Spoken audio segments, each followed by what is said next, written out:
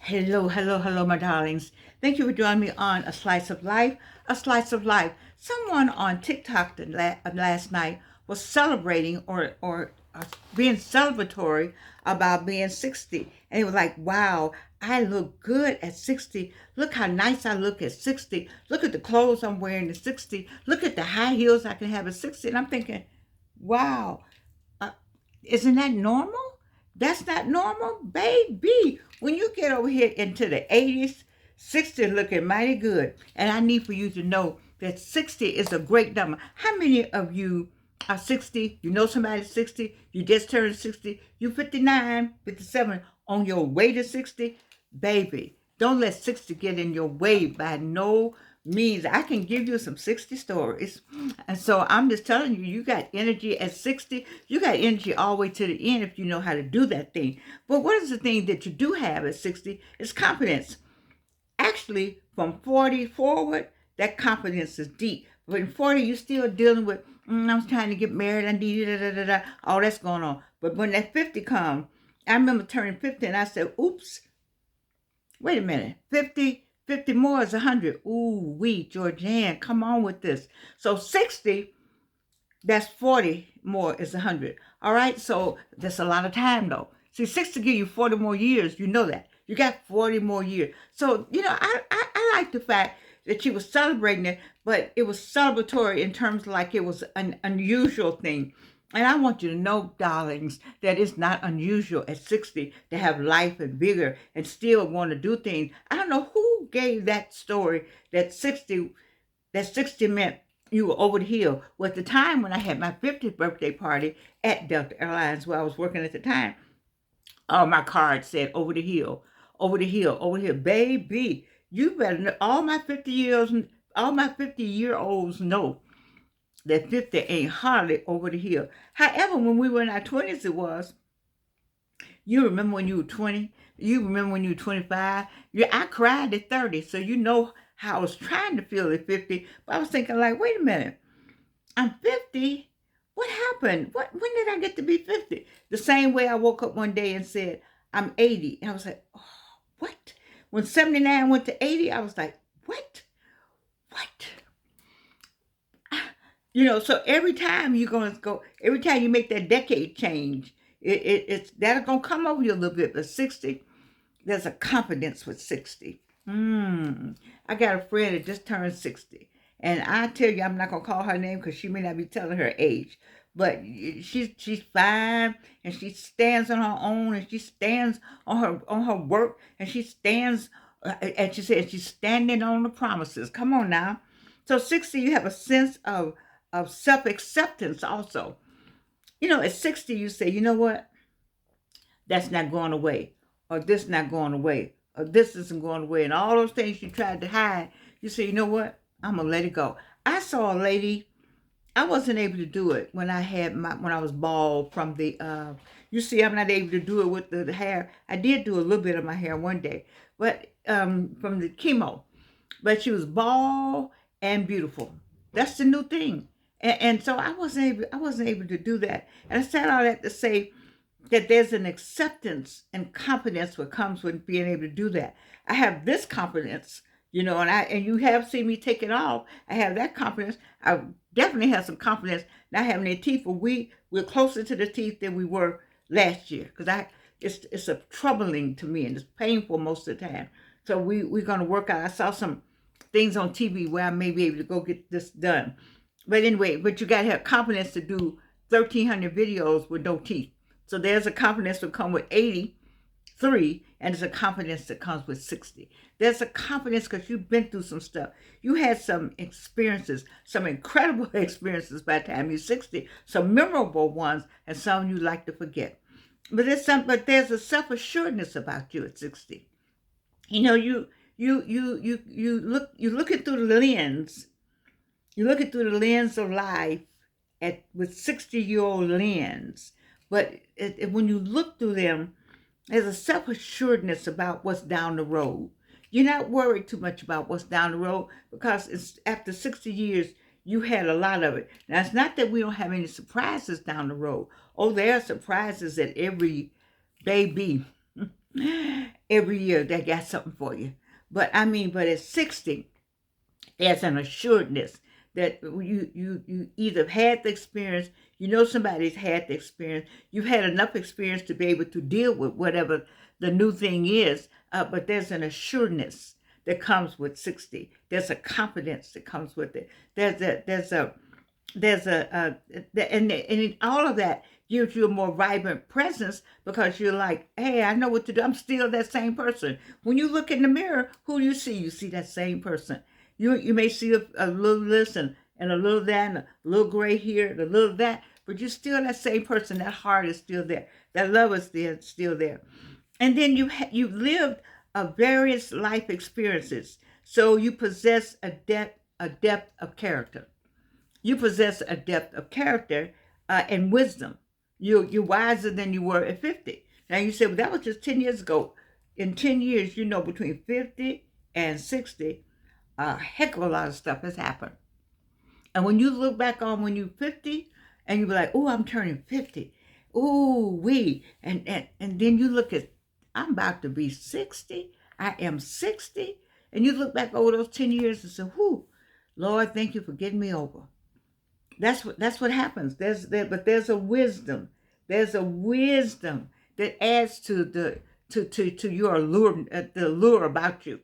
There's this character. There's this person that's confident and self-assured, and there's a certain wisdom. So 60-year-olds, don't worry about it. And then I see where they talked about freedom. There's a freedom. I hear, I've heard young people, include my own daughter, will say, oh, I'm X number of years now. It's a freedom that comes with saying that age. Because I said, well, I'm 83. Who are you talking to? I'll say that in a minute because 83 ought to mean something to somebody. I got 83 years of wisdom. I got 83 years of foolishness. I got 83 years of experience, okay? I got 83 years of pain and suffering. I got 83 years of joy and happiness. I got 83 years of tears and sorrow. I got 83 years of happiness and joy. Okay, but when I say I got 83 years of learned knowledge, I got 83 years of experienced knowledge. And you can do the same litany with yourself. And so when I say that, I'm saying all of that. That litany that I just came up out of my head, that's the litany that you do when somebody says something to you stupid or talk to you any kind of way. You go, wait a minute. And that's the same way with 60. You've been through some stuff. So there's a freedom that comes with being 60. There's a freedom that you say, ooh, no, I'm not doing that. And actually, there's I think at 60 and 50 for sure, there's a 2-syllable word that you learn to say very well, and it's called no. No. And you learn to say it so many different ways. No, I'm not going to do that. No, no. No, and hell no. I mean, the no comes out. It just rolls off your lip now. There was a time you tried to figure out how to say no, but when you get 60, it just rolls out. And 83, I give you the no look. And you already know, no, she ain't gonna do that. And then there's your health and vitality. So, listen, we've all had our years of eating some of everything we wanted to eat. And 83 is still eating some of everything she wants to eat, but with moderation. You see, so there's a health issue that at 60, you have figured out what works for your body and what doesn't. And once you have figured that out, then the rest is easy. By 60, and you've been to the doctor a couple times. Hopefully not anything serious, because at 60, what is it? I was 59 when I got breast cancer. I'll forget now. Anyway, but at 60, you've been through something. And your body has already said, I don't like that. I used to like that. We used to have fun eating that. My mother used to say, you ought to know what something tastes like by now. And let me say it again, because some of y'all need to hear this. From Georgia Young from all the way to you on the other side. Let me say it for the people in the back. You ought to know by now what something tastes like. So you don't have to have it every day like you used to. all the time like you used to, or you know you're not supposed to have. You ought to know what it tastes like. Just sit back and say, God, I know what that tastes like. And just lick your lips and dream of how you had it and when you had it last, and then let it go. Go get your drink of water. And my mother used to say, get a drink of water and go to bed. Ooh, that lady right there was something. But anyway, your health, your health. And then by now you ought to have a style. You know, by now it's almost like you have a style by 60, or you recalibrate your style and say, you know what, I'm going to wear a blue streak in my hair because I've been wanting to do this since I was 13 or something. And I'm gonna give me a piece of blue. I'll have me a blue. I'll put it right there. And because at 60, who gonna say something to you? Who is gonna tell you to take that blue out of your hair? Because if your parents are still living, which is good. My parents were living at 60. You know, they already know you. They already knew at 12 you wanted to put that blue in your hair. So now you 60, they ain't nobody gonna say anything. But like maybe you move it over, or what, you're gonna wear it every day or what. But you know, you want to do some things you want to do. You don't want that car. You want a different kind of car. You know, you don't want to go there. You want to go here.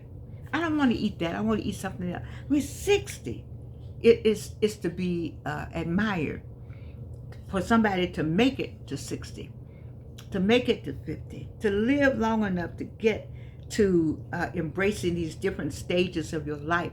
With all that's going on in the world, people are losing their lives, you know, 39 and 23 and 9 and 9 months and 17 and all the different ages. And here you are, you have made it to 60. So I want you to celebrate. I wore heels now. I wore heels right down till I couldn't. My mother wore heels to 88 and stockings with the seam up the back. So y'all don't know nothing about that. See, I came along when a woman's legs was the best part of her body. So when I came along, they used to have the songs about the big hairy legs. And we had hair on our legs. And I knew you would go, oh, what? Hair on the legs? Oh, I would never do that. Baby, you need to go read some of them old books and ask anybody still living to know anything about hair on the legs. Big hairy legs, music. The blues people used to sing all that. But anyway, we don't have hair on our legs now. It's who said that? I don't know. I know you don't have hair on your arm. We don't have hair anywhere anymore. I don't know, but you definitely don't have it on your legs. It's just a faux pas. Who decided that? I don't know who decided that. It's a cross cultural thing now. It used to be their culture, but now it's all cultures. I guess as we all have been homogenized by the majority race in their mind. Anyway, it's worked though.